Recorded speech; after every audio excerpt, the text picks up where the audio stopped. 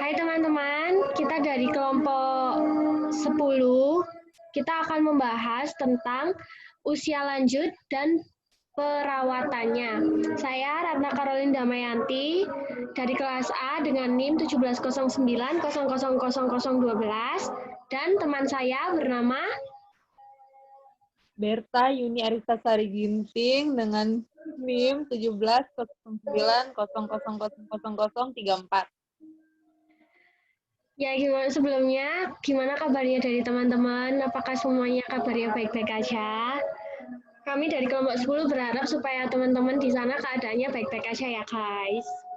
Oke. Jadi kita akan membahas tentang usia lanjut dan perawatannya. Yang pertama kita akan membahas tentang pembinaan kesehatan para lansia. Cara kita untuk membahas tentang pembinaan kesehatan para lansia itu bisa mencakup 3 hal, yaitu dengan usaha yang pertama promotif, yang kedua dengan preventif, yang ketiga kuratif dan rehabilitasi. Nah, yang pertama upaya promotif ya.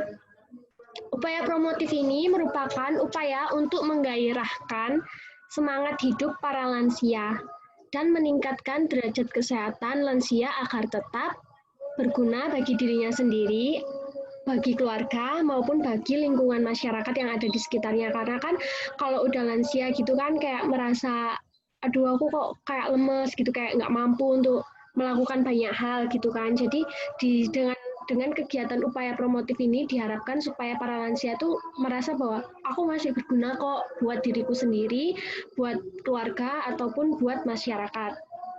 Caranya gimana? Yang pertama dengan melakukan penyuluhan masalah gizi dan diet.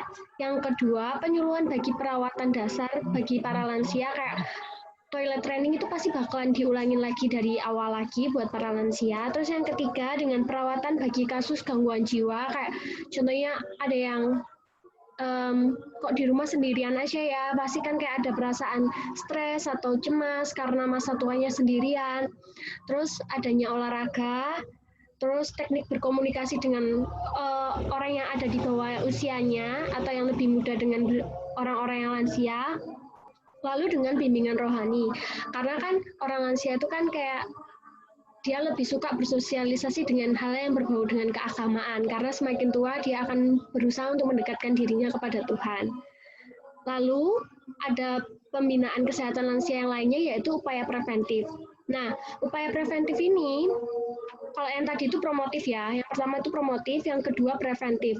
Upaya preventif ini merupakan upaya pencegahan terhadap kemungkinan terjadinya penyakit-penyakit yang disebabkan oleh proses penuaan. Karena orang lansia itu kan semakin tua, jadi kondisi fisiknya semakin menurun, kayak gitu. Dan beberapa penyakit komplikasi lainnya. Caranya gimana supaya bisa melakukan upaya preventif ini? Kita melakukan pemeriksaan berkala, penjaringan kesehatan, pemeliharaan kesehatan yang dilakukan oleh diri sendiri. Kayak contohnya di rumah, di rumah aku bisanya berjemur, ya udah gak apa-apa berjemur. Di rumah aku bisanya jalan-jalan di tempat yang ada batu-batunya itu loh. Nah, itu dipakai buat jalan-jalan juga bisa.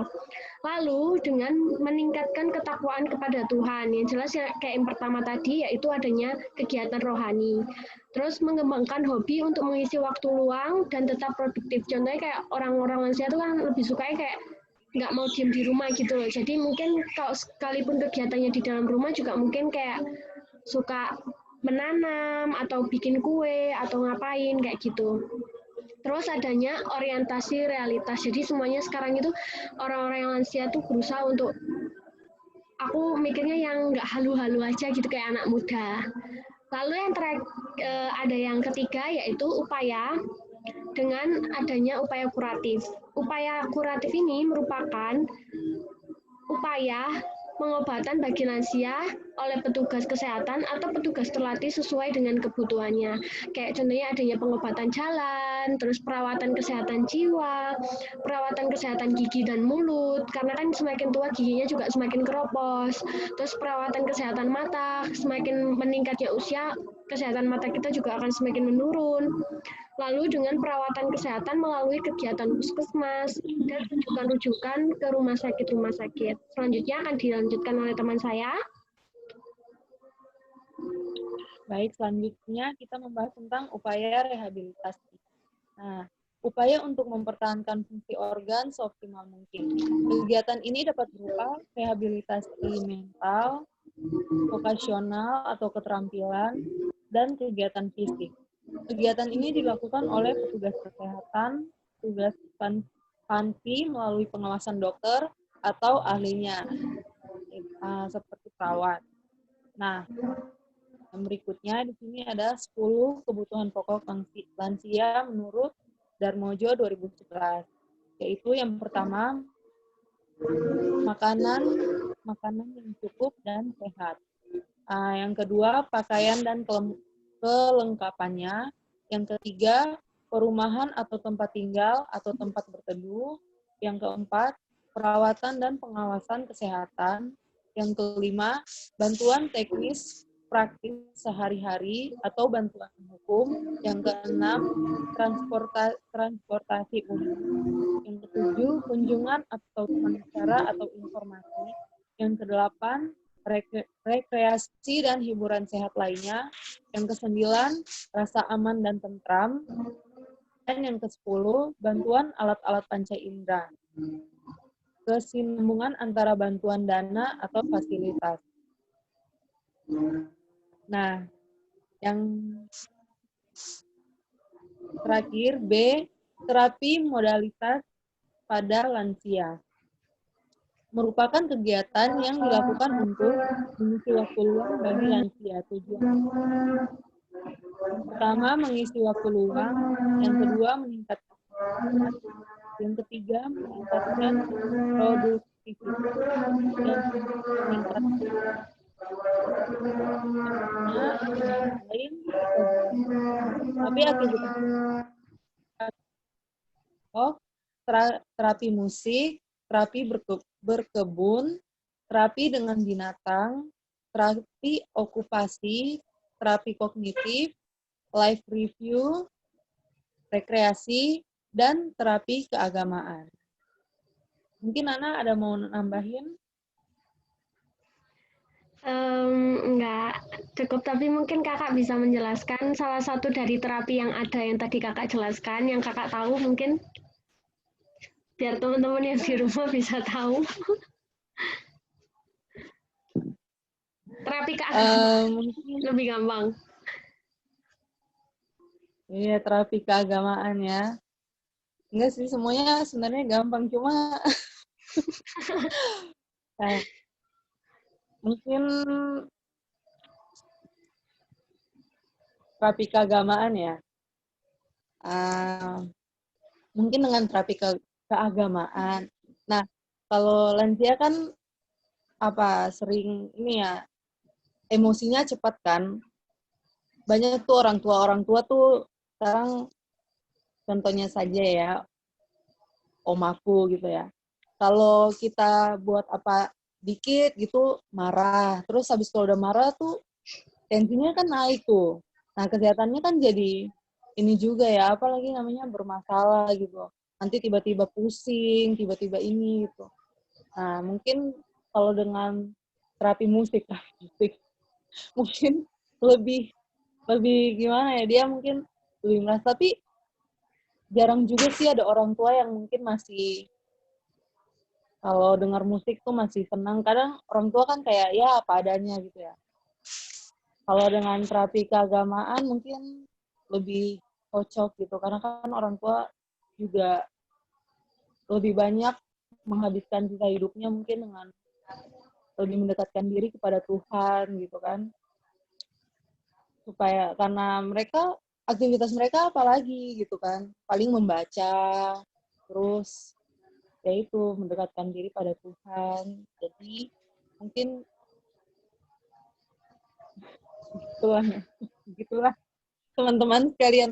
Kita pasti paham ya orang tua tuh bagi lansia itu kayak gimana itu.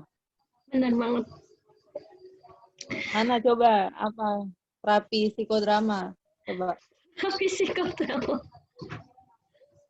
Kayaknya ini pernah sih psikodrama. Iya. Terapi psikodrama kan kayak yang di psikologi apa klinis ya. Kayak Ah. psikodrama berarti kayak bermain peran nggak sih? Kayak bermain peran nggak sih? Kayak bermain peran. Jadi mungkin kalau dengan lansia mungkin em, bisa digambarkan dengan cara kayak contohnya tadi kayak omanya Karista yang suka marah-marah kayak gitu kan. Terus ternyata di sisi lain itu ada penggambaran psikodramanya di mana eh, gimana sih rasanya nenek lansia ini jadi orang yang berada di sekitarnya oma kayak gitu, ya nggak sih? Kan bisa kayak bisa jadi dengan contohnya Hmm. contohnya contohnya aja kayak gini, Karista sama aku jadi orang yang selalu tinggal di satu tempat dengan omanya Karista gitu ya. Jadi itu kita anggap oma kita berdua, ya kan? Nah, tapi di satu sisi lain ternyata si oma ini jadi kita dan kita jadi oma, kayak gitu. Pasti kan di situ oma Hmm. juga pasti bakalan melihat sesuatu, oh ternyata rasanya kayak gitu ya kalau seumpamanya aku jadi orang yang pemarah dan orang-orang di sekitarku tuh nggak tahu kondisiku kayak gitu loh. Ya nggak sih? Pasti kayak ngerasa kan kayak kok gini ya rasanya. Iya. Pasti di situ mungkin Oma bisa belajar sesuatu. Jadi contoh-contoh nyatanya kayak gitu. Gitu guys. Itu beberapa terapi yang kita bisa terangkan. Dan Mungkin juga nanti tambahan di kolom komentar jadi kita bisa belajar bersama-sama.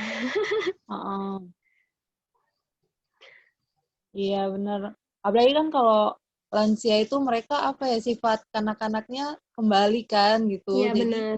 kayaknya terapi psikodrama juga bagus. Jadi mereka kayak merasa gimana gitu setelah melihat. Kejadian yang ada di sekitarnya mereka.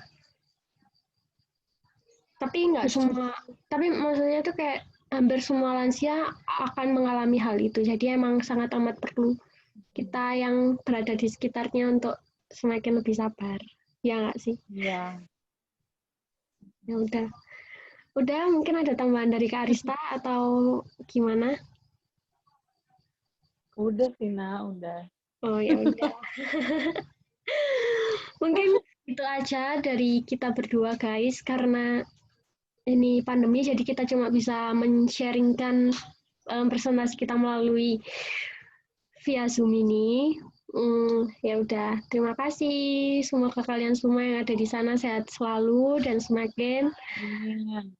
semakin rajin, oke? Okay? Udah, terima kasih ya guys.